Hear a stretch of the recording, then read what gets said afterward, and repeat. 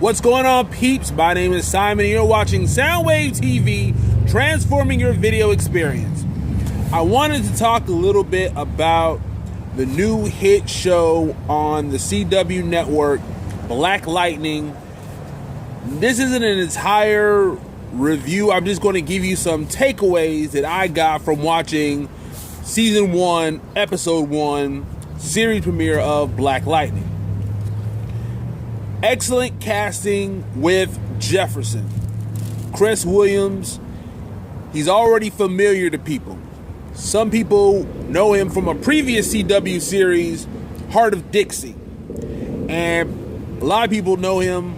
He played Scooter on Living Single. He was, I think, an on-again, off-again boyfriend of Khadijah.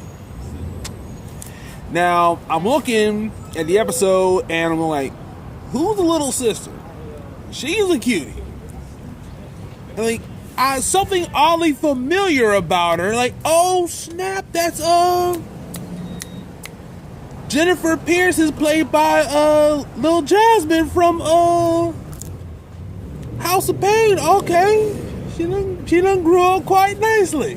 Anyway, she's definitely gone into adult roles now and quite a good actress. That's good. Now, one of the running themes in this episode is probably going to be one throughout the entire course of the show is how to make the community better. Now, Jefferson, Black Lightning, he's a retired superhero. So it was taking a toll on his body and it was creating a rift between him and his wife, so he stepped back to be principal of the local high school. So he wants education and okay, I gotcha. Doing that. Okay, all right. That's his way of making the community better. And just having these gentleman agreements with the local gangsters. That's how he keeps his students safe and keeping his family safe. He does it as a principal and as a father.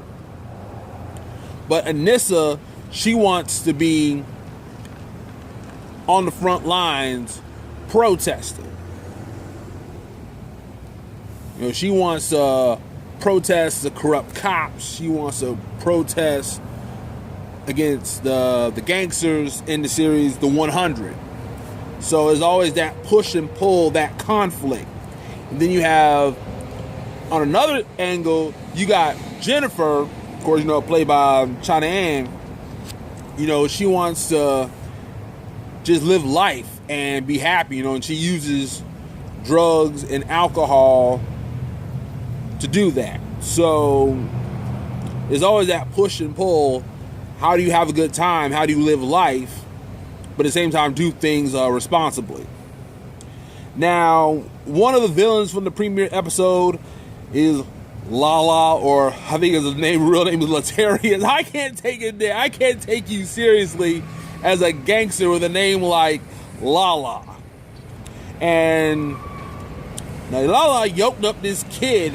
One of the kids, I guess, is like his junior gangster associate. Not because he was dealing dope. He tried to tell him to shake his hand and look him in the eye and all that stuff. But he yoked him up because he was playing video games. Like, he's a kid. He's supposed to play video games. You was out there with those white boys you dealing with are getting ahead in life. Well, maybe he would get ahead in life if he wasn't out here dealing dope. Maybe that's the part you should be upset with, not the fact that he's playing video games on his cell phone.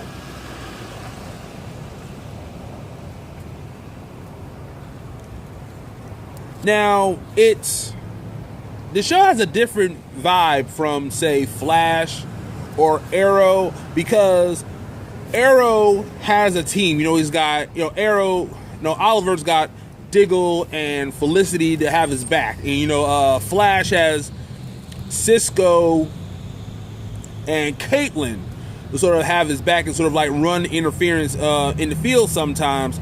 But as of right now, I'm trying to think here.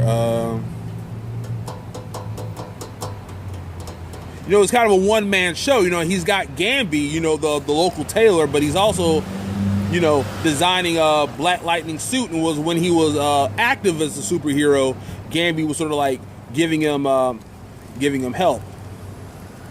But I don't know the exact age, but Black Lightning's, I think, a little older than Barry and Oliver. So those fights he does takes a toll on his body. So I'm wondering to see how his powers will evolve as the series goes forward. Now, your big bad is Tobias Whale, and they really hit the hammer. They're trying to hammer in the fact that this guy's last name is Whale because he's got pale white skin like Moby Dick, the whale. He shoots Lala in the chest with a harpoon, you know, like Whale, you know, underwater like Whale. That's why he feeds the other guy to the piranhas. But if I can say one thing, just CW, just be smart. Let the Achilles do this show. Everything from the names to the interaction the parents have with the children feels like something you would hear in a black household.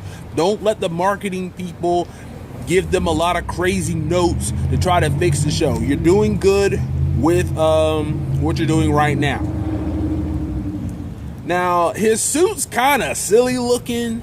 Got the big glowing lightning bolts, and the goggles is like, how can nobody tell that that's Jefferson? It's not a very convincing costume. Like Arrow, you know, he's got a little voice changer deal, and Barry's got his mask, but I guess if Superman can get away with it all these years, you know, it's whatever.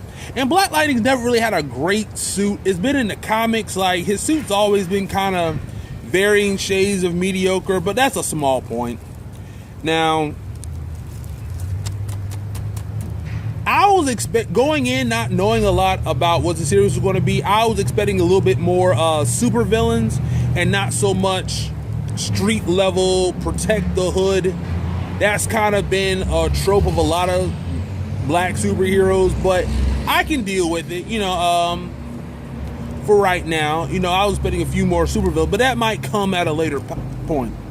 Now, we end the episode with Anissa. She's breaking the sink with her bare hands, and we're starting to see what kind of powers she evolved. Apparently, you know, she's a chip off the old block. You know, she's got powers as well, and we'll see how those develop. Well, anyway, those were my takeaways from Black Lightning Season 1, Episode 1. What was your favorite moment? Put it in the comments down below, and don't forget to subscribe and ring that bell to find out about future videos. Until next time, this is Soundwave signing off. Peace.